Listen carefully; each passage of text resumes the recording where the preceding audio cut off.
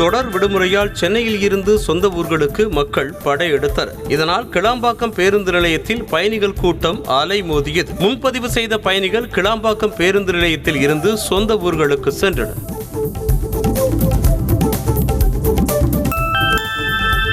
கிளாம்பாக்கம் பேருந்து நிலையத்தில் இருந்து திருவண்ணாமலை உள்ளிட்ட ஊர்களுக்கு செல்ல போதிய பேருந்துகள் இல்லாததால் மணிக்கணக்கில் காத்து கிடந்த பயணிகள் பேருந்தை மறித்து போராட்டத்தில் ஈடுபட்டனர். மேலும் அங்கிருந்த போக்குவரத்து ஊழியரோடு கடும் வாக்குவாதம் செய்தனர்.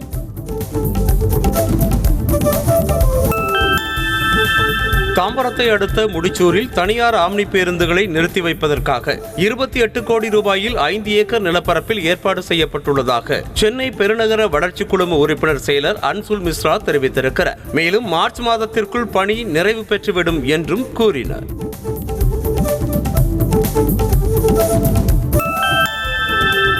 கிளாம்பாக்கம் பேருந்து முனையத்தில் இருந்து தாம்பரம் ரயில் நிலையத்திற்கு மாநகர போக்குவரத்து கழகத்தின் சார்பாக கூடுதலாக இடைநில்லா பேருந்துகள் இயக்கப்படுவதாக அறிவிக்கப்பட்டுள்ளது. பயணிகளின் வசதிக்காக இந்த ஏற்பாடு செய்யப்பட்டிருப்பதாக ஆல்பிஜான் வர்கீஸ் தெரிவித்திருக்கிறார்.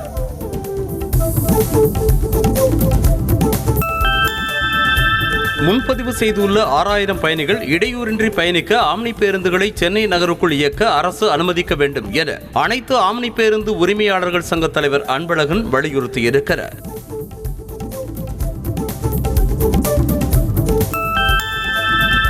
மேற்கு வங்க முதலமைச்சர் மமதா பானர்ஜி சென்ற கார் விபத்துக்குள்ளான செய்தி அறிந்து அதிர்ச்சியும் வேதனையும் அடைந்ததாக முதலமைச்சர் மு.க. ஸ்டாலின் தெரிவித்திருக்கிறார். அவரது எக்ஸ் பதிவில் காயமடைந்த மமதா பானர்ஜி விரைந்து குணமடைய வாழ்த்தியுள்ளார்.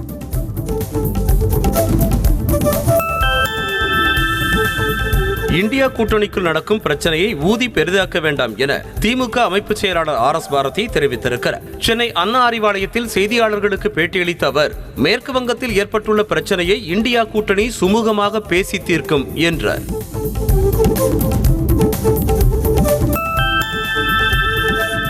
நாடாளுமன்ற தேர்தலில் திமுகவின் வெற்றி பிரகாசமாக உள்ளதாக அமைச்சர் KN நேரு தெரிவித்திருக்கிறார். சென்னை அண்ணா அறிவாலயத்தில் அமைச்சர்கள் உதயநிதி ஸ்டாலின் உள்ளிட்டோர் தலைமையில் கிருஷ்ணகிரி மற்றும் திருவள்ளூர் தொகுதி நிர்வாகிகளுடன் தேர்தல் குறித்து ஆலோசிக்கப்பட்டது. தமிழ்நாடு அரசின் கூடுதல் தலைமை வழக்கறிஞர்கள் 2 ராஜினாமா செய்தனர். தமிழ்நாடு அரசின் கூடுதல் தலைமை வழக்கறிஞர்களாக 11 பேர் பணியாற்றி வந்தனர். இந்த நிலையில் கூடுதல் தலைமை வழக்கறிஞராக இருந்த சிலம்பண்ணன், அருண் ஆகியோர் ராஜினாமா செய்துள்ளனர். 2 நாள் பயணமாக பிரான்ஸ் அதிபர் இமானுவேல் மேக்ரான் இன்று இந்தியா வரவுள்ளார். குடியரசு தின விழாவில் சிறப்பு விருந்தினராக கலந்து கொள்ள உள்ள அவர் ராஜஸ்தான் மாநிலம் ஜெய்ப்பூரில் உள்ள ஆம்பர் கோட்டை, ஜந்தர் மந்தர் மற்றும் ஹாவா மஹால் உள்ளிட்டவைகளை பார்வையிட திட்டமிட்டுள்ளார். குடியரசு தினத்தை முன்னிட்டு நாட்டின் குடியரசுத் தலைவர் திரௌபதி முர்மு நாட்டு மக்களுக்கு இன்று மாலை உரையாற்ற உள்ளார். இந்த உரை அகில இந்திய வானொலியில் ஒலிபரப்பு செய்யப்படுகிறது. மேலும் அனைத்து தூர்தர்ஷன் சேனல்களிலும் ஒளிபரப்பாகும் என தெரிவிக்கப்பட்டுள்ளது.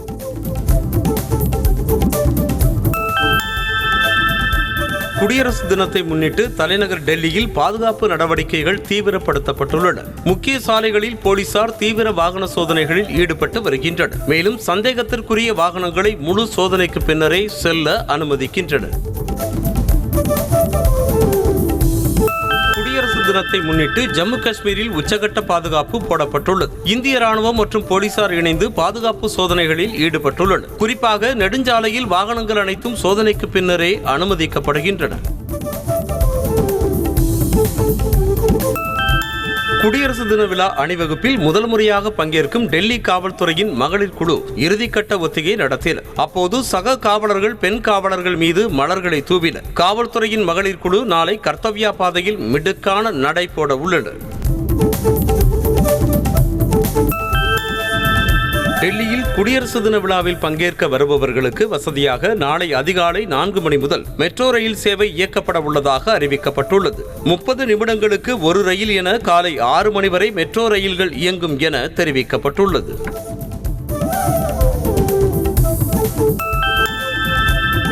குடியரசு தினத்தை முன்னிட்டு ராணிப்பேட்டை மாவட்ட ஆட்சியர் அலுவலகம் மூவர்ண வண்ண விளக்குகளால் அலங்கரித்து இரவு நேரத்தில் ஜொலித்தது. நாடு முழுவதும் 75வது குடியரசு தினம் நாளை கொண்டாடப்படுவதையொட்டி பச்சை, வெள்ளை, ஆரஞ்சு நிற மின் விளக்குகளால் அலங்கரிக்கப்பட்டுள்ளன.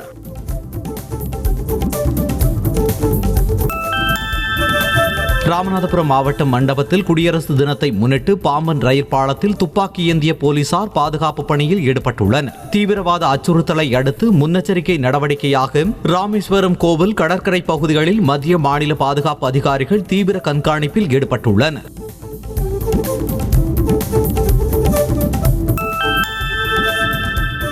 தனக்கு ஹிந்தி தெரியாது என்பதால் குற்றவியல் சட்டங்களை பழைய பெயர்களிலேயே தொடர்ந்து குறிப்பிடுவதாக சென்னை உயர்நீதிமன்ற நீதிபதி ஆனந்த் வெங்கடேஷ் தெரிவித்திருக்கிறார். சட்டத்தில் உள்ள பிரிவுகளில் எந்த மாற்றமும் இல்லாமல் அவற்றின் பெயர் மட்டுமே ஹிந்தியில் வைக்கப்பட்டுள்ளதாக சட்ட வல்லுநர்கள் கூறியிருந்ததாகவும் அவர் தெரிவித்தார். ஆளுநர் ஆர்.என். ரவியை கீழ்ப்பாக்கம் மருத்துவமனையில் உள்நோயாளியாக சேர்க்க வேண்டும் என இந்திய கம்யூனிஸ்ட் கட்சியின் மாநில செயலாளர் முத்தரசன் விமர்சித்திருக்கிறார். தஞ்சையில் செய்தியாளர்களுக்கு பேட்டியளித்த அவர், அண்ணாமலை ஒருமையில் பேசுவது கண்டிக்கத்தக்கது என்றார். சென்னை கோயம்பேட்டில் உள்ள தேமுதிக அலுவலகத்தில் விஜயகாந்தின் திருவுருவ பட திறப்பு நிகழ்ச்சி நடைபெற்றது. இதில் பேசிய பிரேமலதா விஜயகாந்த், இனிமேல் தொண்டர்களை வாழ வைத்து அழகு பார்க்கும் அன்னையாகத்தான் தமது வாழ்வு இருக்கும் என்று உருக்கமாக கூறினார்.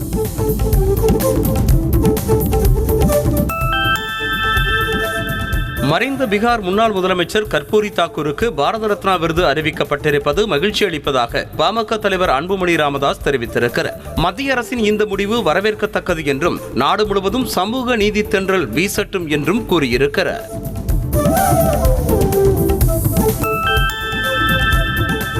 சென்னை வளசரவாக்கத்தில் இரும்பு உருக்காலை அதிபர் வீடு உட்பட 8 இடங்களில் வருமான வரித்துறையினர் சோதனை நடத்தினர்.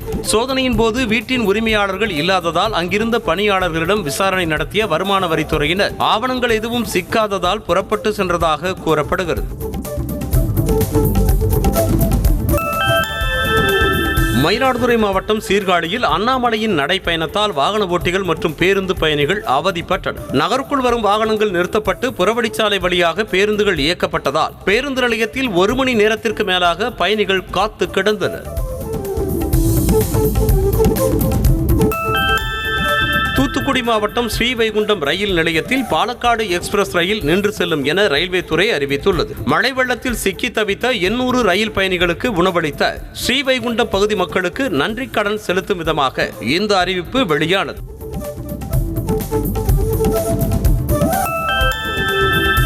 பதிவுத்துறை மற்றும் சார் பதிவாளர் அலுவலகங்களில் ஒரே நாளில் 26,000 ஆவணங்கள் பதிவு செய்யப்பட்டு 217 கோடி ரூபாய் வருவாய் ஈட்டி புதிய சாதனை படைக்கப்பட்டுள்ளது. பதிவுத்துறை வரலாற்றிலேயே இதுவரை இல்லாத அளவிலான வசூல் என்று பதிவுத்துறை செயலாளர் ஜோதி நிர்மலாசாமி தெரிவித்திருக்கிறார்.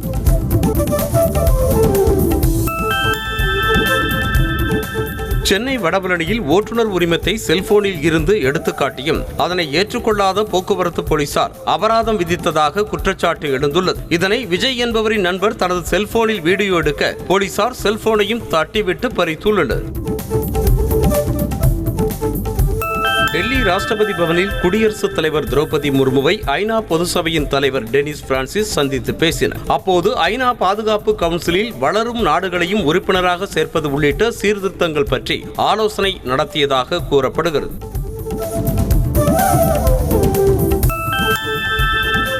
தேசிய வாக்காளர்கள் தினத்தை முன்னிட்டு இளம் வாக்காளர்களோடு பிரதமர் மோடி இன்று கலந்துரையாடுகிறார். நாடு முழுவதும் 5,000 இடங்களில் இருந்து லட்சக்கணக்கான இளைஞர்கள் பிரதமரோடு உரையாட உள்ளனர். இந்த கலந்துரையாடல் நாட்டின் ஜனநாயக வேர்களை ஆழப்படுத்தும் என தெரிவிக்கப்பட்டுள்ளது.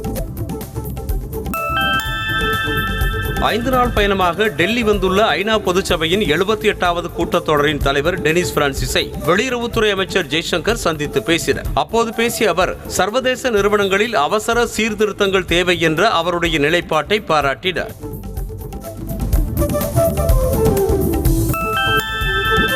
உச்சநீதிமன்ற நீதிபதியாக பிரசன்னா பாலச்சந்திரா வராலேவை நியமித்து குடியரசுத் தலைவர் திரௌபதி முர்மு உத்தரவிட்டிருக்கிறார். கர்நாடக உயர்நீதிமன்ற தலைமை நீதிபதியாக இருந்த வராலேவை உச்சநீதிமன்ற நீதிபதியாக நியமிக்க அண்மையில் கொலிஜியம் பரிந்துரைத்தது.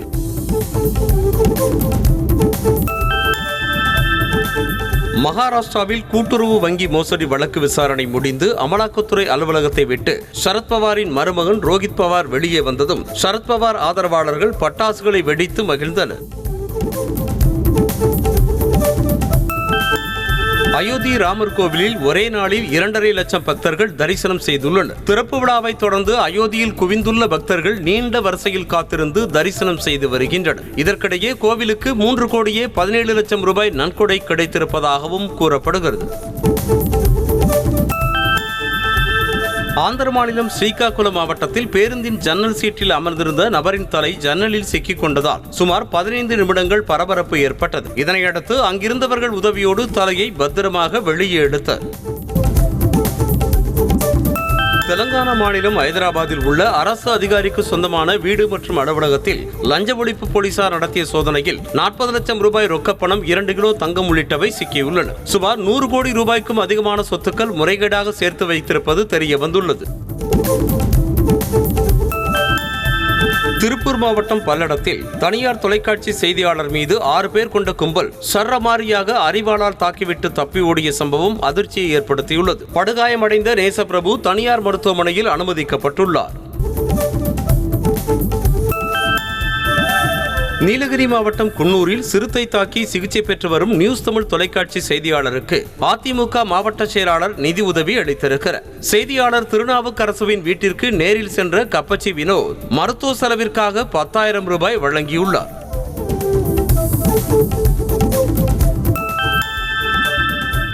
அம்பேத்கரின் கனவுகளை நினைவாக்கி வருவது பிரதமர் மோடி ஆட்சியில்தான் என தமிழ்நாடு பாஜக தலைவர் அண்ணாமலை தெரிவித்திருக்கிறார். கடலூர் மாவட்டம் காட்டுமன்னார் கோவிலில் எண்மண் எண்மக்கள் யாத்திரையின் போது பேசிய அவர், தமிழ்நாட்டில் 345 கிராமங்களில் பட்டியலின மக்கள் கொடுமைக்கு ஆளாகி வருவதாக கூறினார்.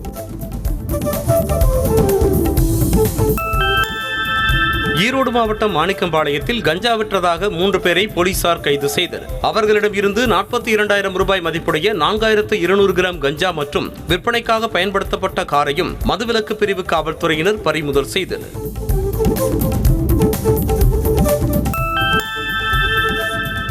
சிவகங்கை மாவட்டம் பள்ளத்தூர் அருகே மது போதையில் மனைவியை அடித்துக் கொன்ற கணவருக்கு ஆயுள் தண்டனை விதித்து நீதிமன்றம் தீர்ப்பளித்தது. அழகாபுரியைச் சேர்ந்த வெள்ளைசாமி என்பவர் தனது மனைவி செல்லம்மாளை கட்டையால் அடித்து கொலை செய்ததாக 2019ஆம் ஆண்டில் வழக்கு பதியப்பட்டது.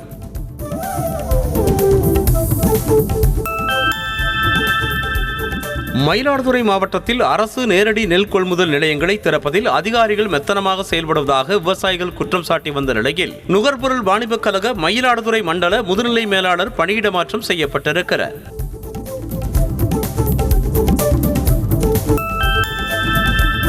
சென்னை அடுத்த போரூர் பகுதியில் போதைப்பொருள் பதுக்கி வைத்திருந்ததாக வடமாநிலத்தைச் சேர்ந்த 3 பேரை போலீசார் கைது செய்தனர். அப்பகுதியில் உள்ள வீட்டில் போலீசார் நடத்திய சோதனையில் 15 கிலோ மாவா, குட்கா போன்ற போதைப் பொருட்கள் பறிமுதல் செய்யப்பட்டன. திருச்சி சமயபுரம் மாரியம்மன் கோவில் தெப்பக்குளத்தில் மூழ்கிய கார் கயிறு கட்டி மீட்கப்பட்டது. தெப்பத்திற்கு அருகே நிறுத்தப்பட்ட அந்த காரின் ஹேண்ட் பிரேக் தானாக ரிலீஸ் ஆனதால் தெப்பத்திற்குள் விழுந்து தண்ணீரில் மூழ்கியது. இதனையடுத்து பொதுமக்கள் உதவியோடு காரை தீயணைப்பு படையினர் மீட்டனர்.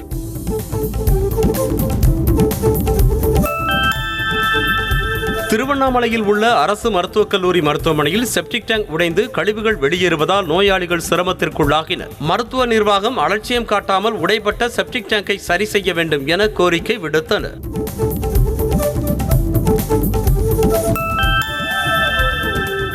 திருத்தணி முருகன் கோவில் தங்கும் விடுதியில் தவறவிட்ட 3 லட்சம் ரூபாய் மதிப்புடைய தங்க நகைகளை திருப்பிக் கொடுத்த தற்காலிக பெண் தூய்மை பணியாளரின் நேர்மைக்கு பலரும் பாராட்டு தெரிவித்தனர். ஆந்திராவின் குண்டூரைச் சேர்ந்த சாம்பசிவராவ் குடும்பத்தோடு சாமி தரிசனம் செய்ய வந்த இடத்தில் நகைகளை தவறவிட்டார்.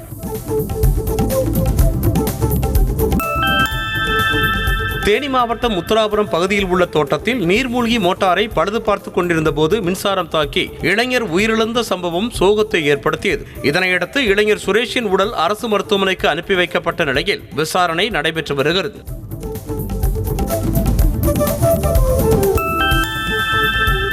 நீலகிரி மாவட்டம் குன்னூரில் புதிய அரசு பேருந்துக்கு ஓட்டுநர் தனது சொந்த செலவில் ஸ்டிக்கர் ஒட்டியதை ஒரே நாளில் உதகை போக்குவரத்து கழக பொது மேலாளர் அகற்ற கோரினார். இதனைத் தொடர்ந்து அவசரமாக ஒட்டிய ஸ்டிக்கர்கள் அனைத்தும் அகற்றப்பட்டன.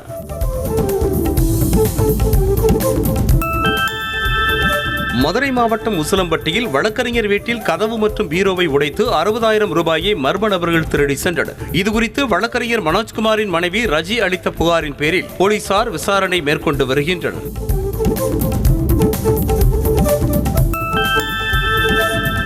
கிருஷ்ணகிரி மாவட்டம் போச்சம்பள்ளியில் நகை கடையின் பின்புற சுவற்றை துளையிட்டு கொள்ளையடிக்க முயற்சித்துள்ள சம்பவம் அப்பகுதியில் பெரும் பரபரப்பை ஏற்படுத்தியுள்ளது. கொள்ளையடிக்கும் முயற்சி தோல்வியில் முடிந்ததால் பல லட்சம் ரூபாய் மதிப்புடைய நகைகள் தப்பின.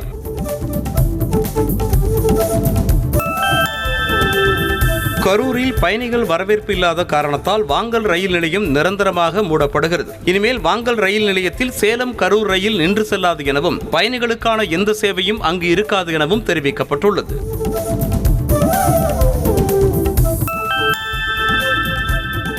சென்னை மதுரவாயலில் ஆர்டிஓ முன்னிலையில் கல்லூரி மாணவர்கள் சுமார் 500க்கும் மேற்பட்டோர் தேர்தலில் கட்டாயம் வாக்களிப்போம் என உறுதிமொழி ஏற்றுக்கொண்டனர். தேசிய வாக்காளர் தினத்தை முன்னிட்டு எம்ஜிஆர் பல்கலைக்கழகத்தில் வாக்களிப்பதின் அவசியம் குறித்து விழிப்புணர்வு ஏற்படுத்தப்பட்டது.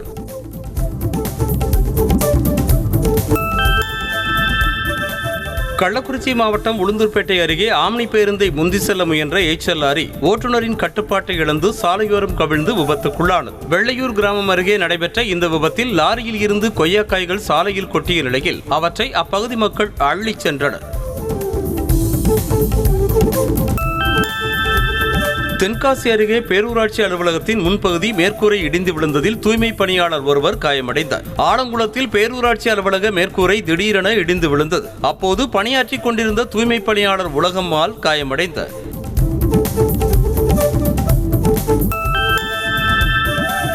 சென்னை பழைய வண்ணாரப்பேட்டையில் நடைபெற்ற மக்களுடன் முதல்வர் குறைதீர்ப்பு முகாமில் சுற்றுவட்டாரத்தைச் சேர்ந்த ஏராளமான பொதுமக்கள் பங்கு பெற்று பயனடைந்தனர். பார்த்தசாரதி தெருவில் நடைபெற்ற முகாமில் மகளிர் உரிமை திட்டம் உட்பட பல்வேறு துறை அதிகாரிகள் கலந்து கொண்டனர். கடலூர் மாவட்டம் பழைய கொள்ளிடம் பாலத்தில் லாரி மோதியதில் கார் ஆற்றுக்குள் கவிழ்ந்தது. இந்த விபத்தில் 2 குழந்தைகள் உட்பட 5 பேர் அதிர்ஷ்டவசமாக உயிர் தப்பினர். விபத்து குறித்து வழக்கு பதிவு செய்த போலீசார் தப்பி ஓடிய லாரி ஓட்டுநரை தேடி வருகின்றனர்.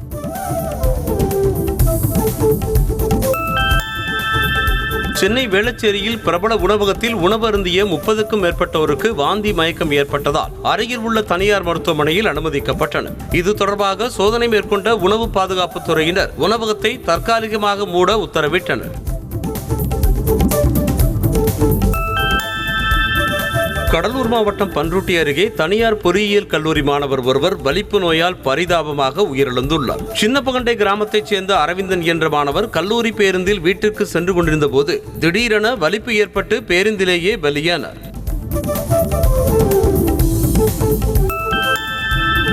கடனை திருப்பித் தராத பெண்ணை கொலை செய்த நபருக்கு தேனி மாவட்ட நீதிமன்றம் ஆயுள் தண்டனை விதித்து தீர்ப்பளித்தது. தேவாரம் பகுதியை சேர்ந்த சடையாண்டி என்பவரிடம் சரணமணி என்பவர் 40,000 ரூபாய் கடன் பெற்றதாக கூறப்படுகிறது.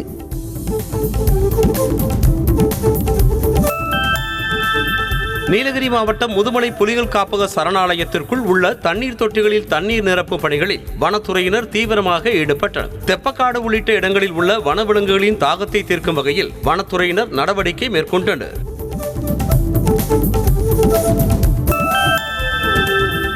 நாமக்கல் மாவட்டம் ராசிபுரம் அண்ணா சாலை அரசு மேல்நிலைப்பள்ளி ஆண்டு விழாவில் பங்கேற்ற எம்பியும் நாமக்கல் கிழக்கு மாவட்ட திமுக செயலாளருமான KRN ராஜேஷ்குமார் ஆசிரியர்கள் காலில் விழுந்து வணங்கி மரியாதை செலுத்தினர். கோவையில் ராமகிருஷ்ணா கல்லூரிக்கு வருகை தந்த TNPL கிரிக்கெட் வீரர்களுக்கு மாணவ மாணவிகள் உற்சாக வரவேற்பளித்தனர். ஸ்டார் ஸ்போர்ட்ஸ் தமிழ் தொலைக்காட்சி சார்பாக நடைபெற்ற நிகழ்ச்சியில் மாணவிகள் பச்சை நிற உடையணிந்து பாரம்பரிய வள்ளி கும்மியாட்டம் ஆடி அசத்தினர்.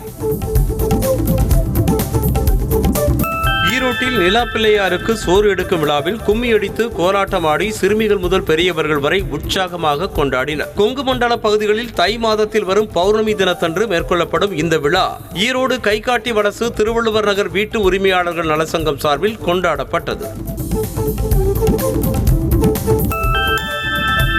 கேலோ இந்தியா விளையாட்டின் மல்லர் கம்பம் போட்டியில் தமிழ்நாடு அணி 2வது இடத்தை பிடித்தது. ஆண்கள் பெண்கள் கலப்பு என 3 பிரிவுகளில் நடைபெற்ற இந்த போட்டியில் ஒட்டுமொத்தமாக 209.25 மதிப்பெண்களை பெற்று மகாராஷ்டிரா அணி முதலிடத்தை பிடித்தது. கேலோ இந்தியா விளையாட்டுப் போட்டியில் தமிழ்நாடு ஆடவர் வாலிபால் அணி போராடி வெற்றி பெற்றது. சென்னை நேரு உள் விளையாட்டரங்கில் நடைபெற்ற லீக் ஆட்டத்தில் ஹரியானா அணியை வீழ்த்தி தமிழ்நாடு ஆடவர் அணி வெற்றி பெற்றது. ப்ரோ கபடி லீக் போட்டியில் தெலுங்கு டைட்டன்ஸை வீழ்த்தி தமிழ் தலைவாஸ் அணி அபார வெற்றி பெற்றது. ஐதராபாத்தில் நடைபெற்ற ஆட்டத்தில் தெலுங்கு டைட்டன்ஸ் தமிழ் தலைவாஸ் அணிகள் மோதின. இந்த ஆட்டத்தில் 54-29 என்ற புள்ளி கணக்கில் தமிழ் தலைவாஸ் அணி வெற்றி பெற்றது. ப்ரோ கபடி லீக் ஆட்டத்தில் ஹரியானா ஸ்டீலர்ஸ் அணியை வீழ்த்தி தபாங் டெல்லி அணி வெற்றி பெற்றது. ஐதராபாத்தில் நடைபெற்ற ஆட்டத்தில் ஹரியானா ஸ்டீலர்ஸ் தபாங் டெல்லி அணிகள் மோதின. பரபரப்பான இந்த ஆட்டத்தில் 35-32 என்ற புள்ளி கணக்கில் ஹரியானாவை வீழ்த்தி தபாங் டெல்லி வெற்றி பெற்றது. இந்தியா இங்கிலாந்து அணிகளுக்கு இடையிலான முதல் டெஸ்ட் போட்டி இன்று ஹைதராபாத் மைதானத்தில் தொடங்குகிறது. இந்தியாவில் சுற்றுப்பயணம் மேற்கொண்டிருக்கும் இங்கிலாந்து அணி 5 போட்டிகள் கொண்ட டெஸ்ட் தொடரில் விளையாட உள்ளது.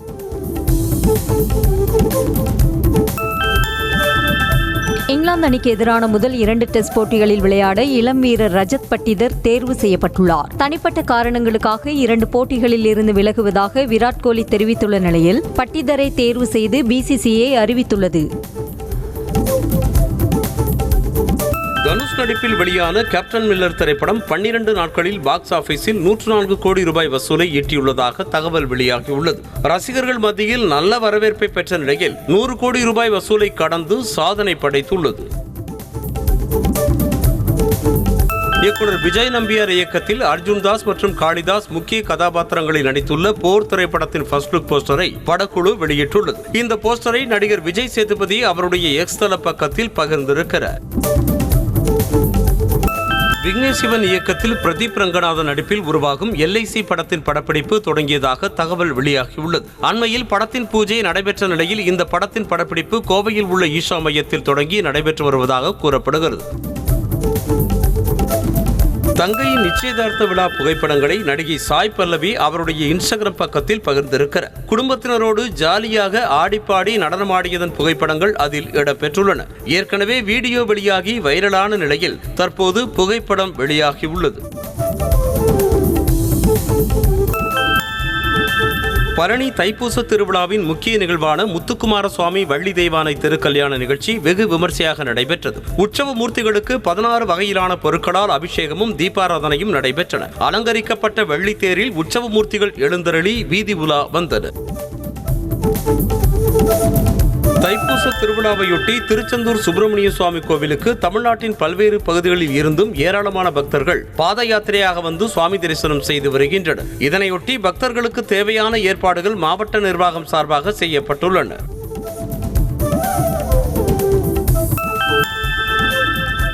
கோவை மாவட்டம் வால்பாறை சுப்பிரமணிய சுவாமி கோவிலில் 19ஆம் ஆண்டு தைப்பூச திருவிழாவையொட்டி சுப்பிரமணிய சுவாமிக்கும் தெய்வானை வள்ளி நாயகிக்கும் திருக்கல்யாணம் நடைபெற்றது. இதில் 1000த்திற்கும் மேற்பட்ட பக்தர்கள் கலந்து கொண்டு முருகனின் அருள் பெற்று சென்றனர்.